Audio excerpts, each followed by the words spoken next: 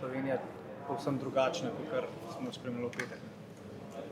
Ja, težka tekma, moramo biti realni, slaba Slovenija, zelo dobra Švica in zaslužen poraz, ampak poraz se od poraza razlikuje. Mislim, da danes nismo bili na nivoju, niti energetičnem, niti fizičnem, niti igralsko nismo bili na nivoju Švice, tako da treba pozabiti to čim prej, za en mesec je nov zbor in iskati svoje šanse v naslednji tekmi. To pride enostavno en tak slab dan, recimo, da vse se zgodi, ne, taka stvar. Ma ja, ne vem, težko mi je povedati. Res smo verjeli pred tekmo, da lahko, ampak nekako, pravim, ni bilo energije videti. Že od prve minute nismo bili pravi v duelih, pozni smo bili, tudi žogo nismo nekako znali priti iz obrambe naprej, tako da res so nas povsem eliminirali. Sami so pa pokazali z druge strani veliko kakovost proti naprej z žogo, mirnost tudi kombinatorika, tako da nimamo kaj, moramo jim čestitati in kot sem rekel, naslednji zbor se boljše pripravi. Čilnici, tišina, kakih povišenih glasovi, znači ste mogoče s to reakcijo probali? Pa ni bilo povišenih glasov, preprosto povedali smo si, kar ni bilo okej, selektor je povedal, kaj mu ni bilo všeč, ampak mislim, da po taki tekmi selektor ne rabi kaj dosti govoriti, vsak pri sebi ve, da to ni bilo to preprosto in vsak mora pri sebi razčistiti in popraviti se, pripraviti na naslednji zbor. Erik, zakaj je bila reakcija po prijetnem golu v Stožicah dvakrat tako dobra, boljša kot pa recimo danes? Kje tu je samo razlika domače, tu je igrišče, kaj je? Ja, definitivno je tudi to razlika, ker vemo, da pač domači navijači te nekako nosijo, vse je lažje. Ampak če bomo hoteli kaj več narediti, ne bo dovolj samo domače tekme, domači navijači bomo morali tudi narediti kaj na gostovanjih. Ampak ja, prazni smo bili preprosto in to je to. Mogoče je pozitivna stvar tega večera, da je Švedska izgubila na Kosovo, tako da ni tudi Švedska pobegnila. Ma ja, sej, kot sem rekel, ni se zgodilo nič tragičnega, pač so porazi, bojo še porazi, ampak je pa problem, ko je poraz na tak način, kot danes, ko res nekako brez izstreljenega metka smo izgubili prelahko. Tudi te goli iz prekinitve, do zdaj se nam to ni dogajalo, danes smo prejeli 2 v 10 minutah, se mi zdi. Tako da ja, pač analizirati, popraviti in se vrniti močnejši. Ste se že kdaj počutili v slovenskem dresu tako strtega, praznega, nemočnega kot v prvem polčasu? Vsak poraz boli, ampak moram pa priznati, da se že dolgo nisem počutil tako nemočnega na igrišču, ker res so nas nadigrali, no pač treba jih pohvaliti, treba jih čestitati. Nismo imeli odgovora na nič, niti na visoki pressing, niti ko smo bili nizko, nismo uspeli presteči te žoge, da bi šli v kontre. Tako da ja, no, boli. Se pravi, lahko rečemo, da ste bili prebrana knjiga za Švicarje? Ma težko bi to rekel. Pač mi imamo nek svoj način in če v tem načinu nisi 100%, kot sem že prej dejal, in fizično, in psihično, in vse skupaj, pol ne gre. In danes tega ni bilo in zato ni šlo. Hvala, Erik. Žan, res en težek večer, težka tekma, brez tiste prave energije. Kaj se recimo skozi vaše oči dogajalo vseh 90 minut te tekme? Pa ja, res je, danes nismo bili na nivoju, kot smo jih kazali prejšnje tekme, ampak konec koncev je tudi so oni nas prisilili v to, dejansko so nam držali žogo lahko skozi neko posest, nas utrujali in kasneje smo mi zamujali, bom rekel, v duelih. Ampak na koncu prejmemo 2 zadetka iz prekinitve, kjer dejansko ne pride mogoče tista neka kvaliteta do izraza, kjer bi mogli biti mi boljši, dominantnejši, ne pustiti skočiti. Ampak ja, na koncu nijamo kaj, moramo čestitati Švicarjem, ker so pokazali res odigrali eno izjemno tekmo in bili boljši. Ta dva zadetka iz prekinitve nekako sta ubila vse skupaj, nekako verjetno jezni ravno najbolj zaradi tega.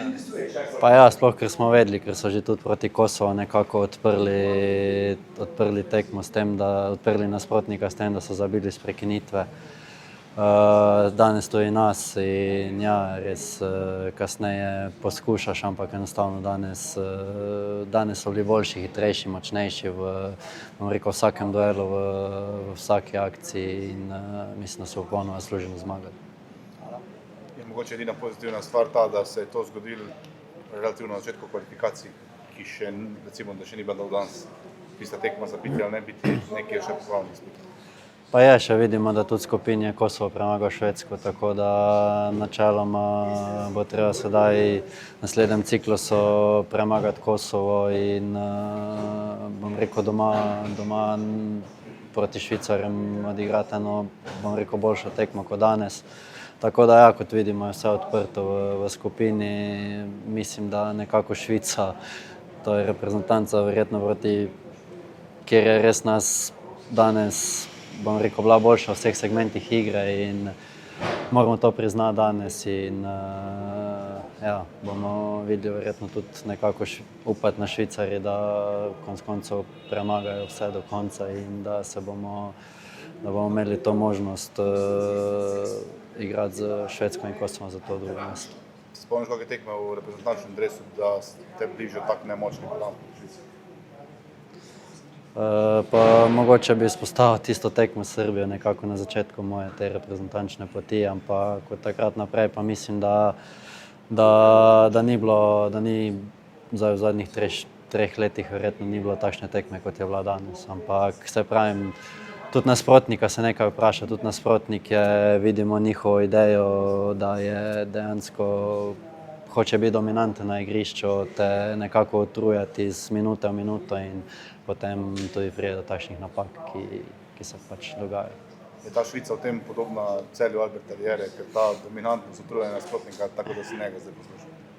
Ja, lahko res rečem, da igrajo sploh kar sem videl danes, dejansko na igrišču igrajo nek podoben sistem, ko ga probamo igrati mi v Celju, nekako v obrambi in v napadu se dejansko formira, igrajo različne pozicije. Tudi konec koncev, ko smo mi spremenili nekaj v drugem polčasu, je, bom rekel, čakal v sekundi, pokazal z neko reakcijo, da pač se morajo postaviti nekoliko drugače in so tudi oni to spremenili v minuti in dejansko ja, so bili zelo dobro pripravljeni na nas. Mogoče še reakcija kapetana Jana Oblaka, že dolgo ni bilo tako nebogljen v obrambi, ste se veliko pogovarjali o samo tekmo, veliko kritik postavljali. Pa ja, bilo je predvsem problem to, ker smo nekako, kot sem rekel v začetku, da so nas odprli na te prekinitve, kjer bi dejansko mogli biti boljši, mogli biti pazljivejši in ja, kot sem rekel, v polju so bili dominantnejši, ampak nekako si vseeno do tistega gola po prekinitvi niso preigrali neke izrazite priložnosti in ja, ko te pa na koncu dobiš 2 kornera, 2 gola, potem tudi ti dejansko fizično, psihično padaš, oni rastejo in to so znali oni danes izkoristiti. Težek večer, zagotovo težka tekma, kjer ni bilo neke tiste prave energije, pač pogled na to. Na tak težek poraz. Ja, se strinjam, dobro ste opisali. Mislim, da je bilo vsem jasno, da ni bilo v redu, da je bilo težko tudi vam na tribuni, tako kot nam na igrišču.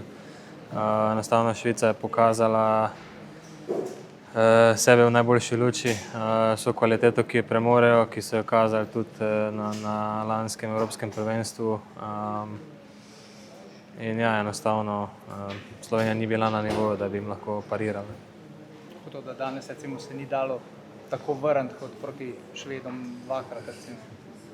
Ja, proti Švedom smo samo en gol zaostajali. Tukaj, če bi bilo recimo 1-0, si spet v igri do konca. Vsaka prekinitev lahko potem obrne tekmo na glavo pa te vrne.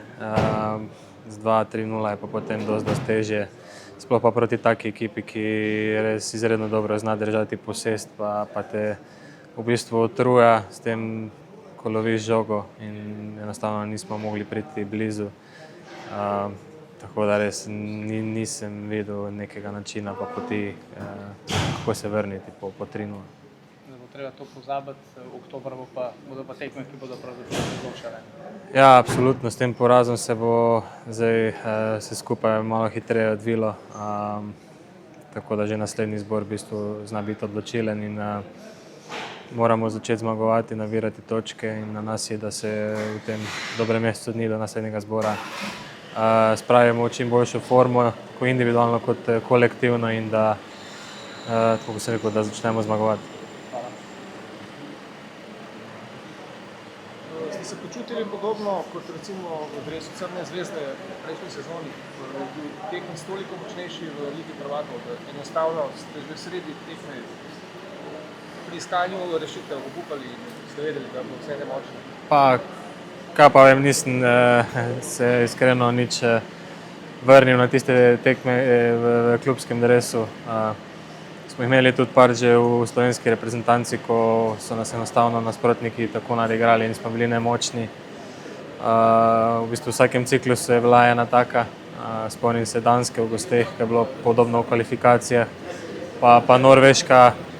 In zdaj v tem ciklusu je prišla ta Švica tukaj danes in upam, da je ta zadnja in da bomo od zdaj naprej konkurenčnejši in tako sem rekel, moramo začeti nabirati točke, če hočemo doseči cilj. Računica, seveda, zdaj drugo mesto se najbolj nasmika, je pa še dosegljivo, ker je Kosovo presenetil Švedsko, oziroma je sploh presenetil v vaših očeh? Pa ponavljam od samega začetka, da je skupina dosti izenačena, zdaj po sami kvaliteti bi mogoče Švico malo izpostavil, ampak Kosovo sigurno ni nek outsider, ki bi podarjal točke vsem in to so že pokazali danes proti Švedom. Tako da bo tudi tam nam sigurno težko, ampak enostavno na tistih dveh tekmah proti Kosovu moramo iti po 3 točke in brez teh zmag bo zelo, zelo težko. Ampak ja, so pa dokazali danes, da jih je treba resno vzeti.